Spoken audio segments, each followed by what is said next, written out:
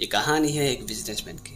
America के अरबपति businessman कार्नेसी ने मरने से पहले अपनी सेक्रेटरी से पूछा कि ईश्वर को साक्षी मान के सच बताना कि अगर अंत समय में परमात्मा तुमसे पूछे कि तू कार्नेसी बनना चाहेगा या सेक्रेटरी, तो तुम क्या जवाब देगा।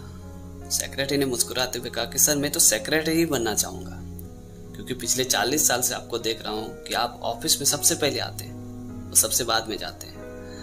आपने जितना पैसा कमा लिया उससे ज़्यादा तो आप टेंशन में रहते हैं। आप ठीक से खा भी नहीं सकते हैं, रात को सो भी नहीं सकते हैं। मैं तो खुद आपसे पूछने वाला था कि आप दौड़ तो बहुत चुके हो, लेकिन आप पहुंचे कहाँ हो। सच कहूँ सर, ये भी कोई जिंदगी है।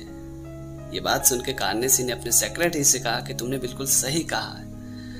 मैंने पैसा तो बहुत कमा लिया, लेकिन मुझे काम से कभी फुर्सत ही नहीं मिली है। बच्चों को समय नहीं दे पाया, पत्नी से बिल्कुल अपरिचित ही रहा, मित्रों को अपने से दूर रखा, बस अपने बिजनेस को बढ़ाने के चक्कर में टेंशन में रहा। सच कहूँ तो ये दौड़ जो मैं दौड़ रहा था, ये बिल्कुल बेकार की दौड़ थी।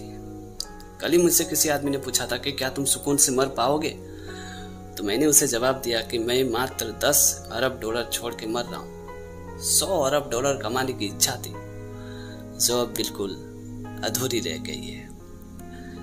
तो दोस्तों, छोटी सी कहानी हमें ये सिखाती है कि पैसे कमाने के चक्कर में इतना भी बिजी मत हो जाओ कि अपने सारे पर्सनल लाइफ को भूल जाओ। इसलिए अपने परिवार के साथ हंसी खुशी सुख शांति की चैन की जिंदगी जियो, क्योंकि आपको भी पता है कि मरने से पहले सब कुछ यही रह जाता है। इसलिए लाइफ को एंजॉय करो। पैसे कमाने के चक्कर में इतना भी बिजी मत हो जाओ कि अपने सारे सपने को उसी बिजी में बस एक बीज बना के रख दो। ये कहानी एक अंधे की।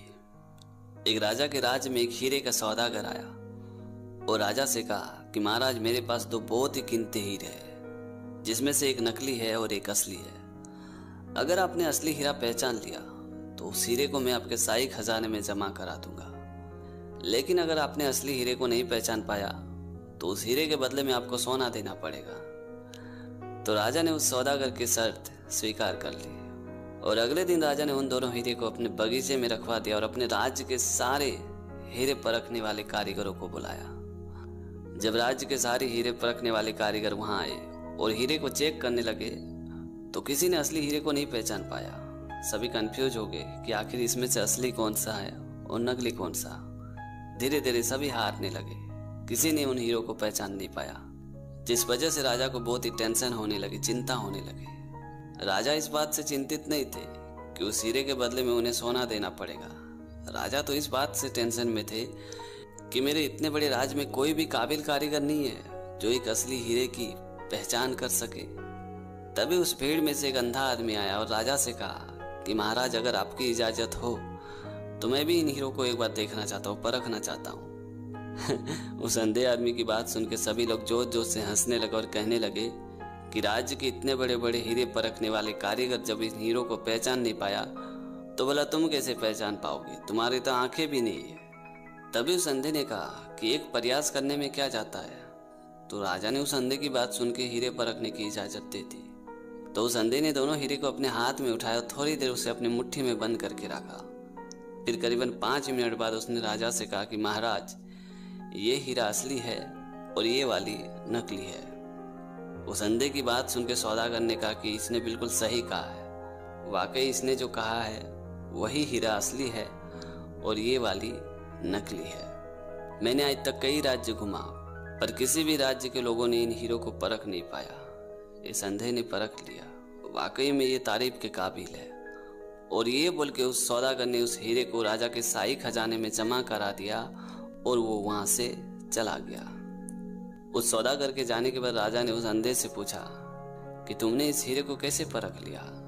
तभी उस अंधे ने राजा से कहा कि महाराज, मैंने इन दोनों हीरो को धूप में रखा। जो असली हीरा था वो ठंडा हो गया और जो कांच था वो गर्म हो गया। ये बात सुनते राजा ने उस अंधे की खूब प्रशंसा की, उसे इनाम दिया और कहा कि तुम्हारा बहुत बहुत धन्यवाद। आज तुमने मेरा ही नहीं, इस राज्य की इज्जत को डूबने से बचा लिया। तो दोस्तों, छोटी सी कहानी हमें ये सिखाती कि यही बात हमारे भी जीवन में लागू होती है। जो व्यक्ति बात बात पे अपना आपा खो देते हैं, गर्म हो जाते हैं और छोटी छोटी समस्या में उलझ जाते हैं, वो कांच जैसे होते हैं।